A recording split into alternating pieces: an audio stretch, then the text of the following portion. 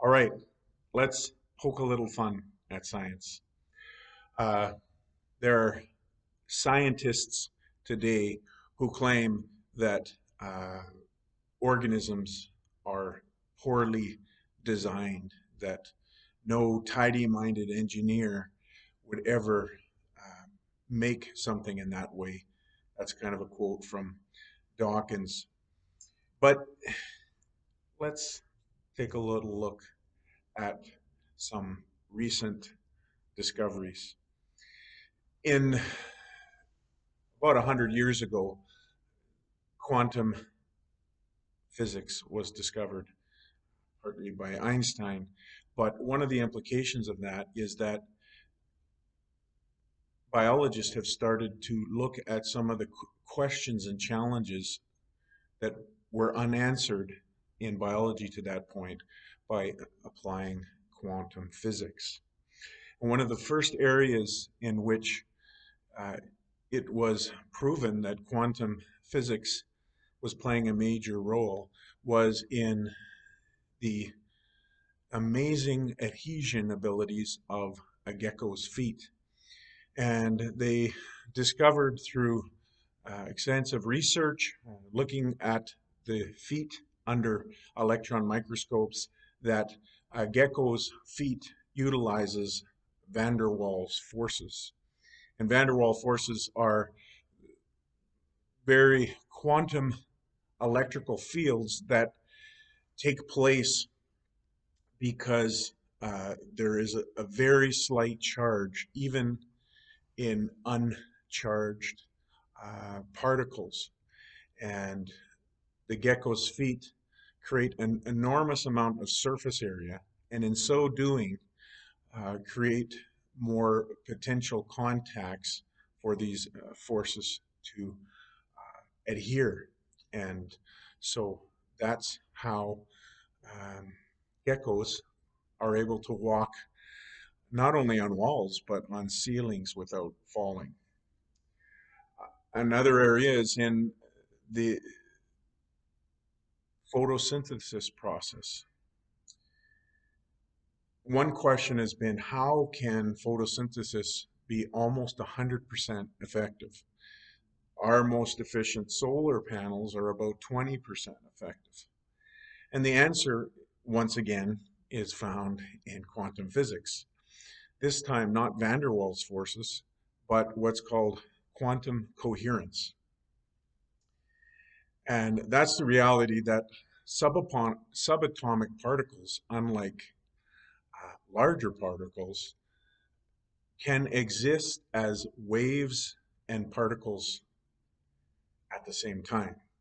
And so the question was, how do the light grabbing antenna in the photosynthesis process, how do they find the most direct route to the, the source of tapping into that energy? By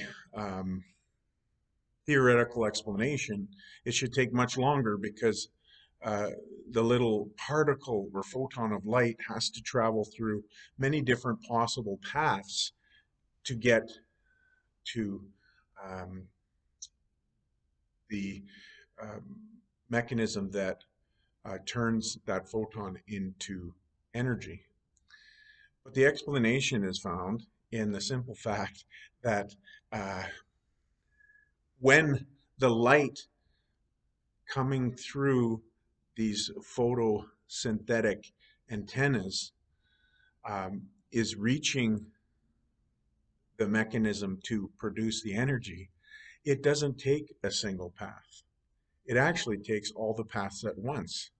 And when it finds the closest one, it becomes that particle that activates the photosynthesis process. So that's way out there science, but it has certainly been uh, considered a very feasible explanation for this process. Another interesting, kind of crazy out there way in which biological systems make use of quantum mechanics is what's called quantum tunneling. Now, normally, when an object reaches a barrier, let's say a wall, it has two options. It can go over it or it can go around it. And this is very similar to the way many chemical reactions take place. In order for them to start, there is a barrier that needs to be overcome. And this is true of organic chemistry as well. But it's a known fact, and it's been known for a long time, that life is able to be extremely efficient and carry out these reactions at energy levels that are far less than what can be done in the lab. And how they do this, again, relates to quantum physics. You see, when a normal particle hits a wall, it stops. It can't go through that wall. But subatomic particles, being probability fields, there is a chance, there is a probability that that subatomic particle will go right through the wall. Not a large probability, but enough of a one that it actually takes place. And so enzymes, which every cell in our body and every cell on Earth use, actually taps into this trick and is able to go through the wall and thereby speed up the chemical reaction. This has also been suggested, quantum physics again, and some more crazy physics again, has also been suggested as a way in which birds see the magnetic field of the Earth. Using what's called quantum entanglement, they're able to see the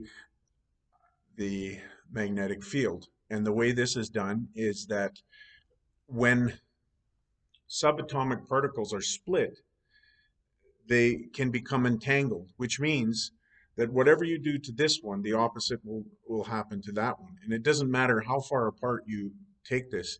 In fact, they've apparently done a study where this has been proven over 100 kilometers away. A single photon of light can be acted on in one location, and the particle very distant will do the opposite.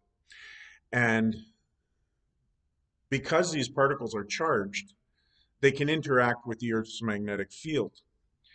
And so while these experiments that we do in the lab are usually done at temperatures of almost absolute zero in order to maintain these entities for longer periods of time, it seems like inside the rods of a bird's eye, the rod cells of a bird's eye, there are proteins called cryptochromes that actually capture these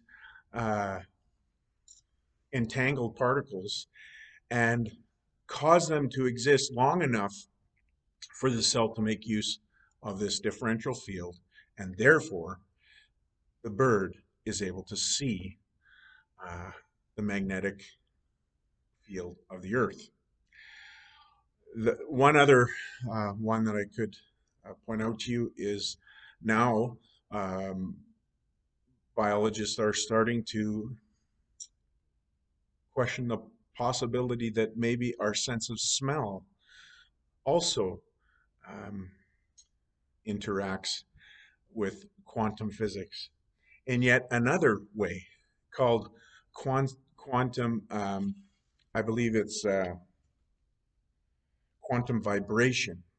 And quantum vibration is the fact that at the subatomic level, the subatomic particles move in a distinct way that's unique to each particular molecule. And so while biologists have known for a long time that the sense of smell is a lock and key system where a certain odor fits a certain lock and therefore binds to it. The problem is that our sense of smell is far more accurate than the number of different shapes that our olfactory nerves have. And so now the thought is that it's not only the shape of the molecule that binds to the key or the lock, but what it is also the way that molecule is vibrating. And so very similar molecules of the same shape would give off a different smell. So uh, I think it's fairly safe to say that evidence in biology has clearly shown that um,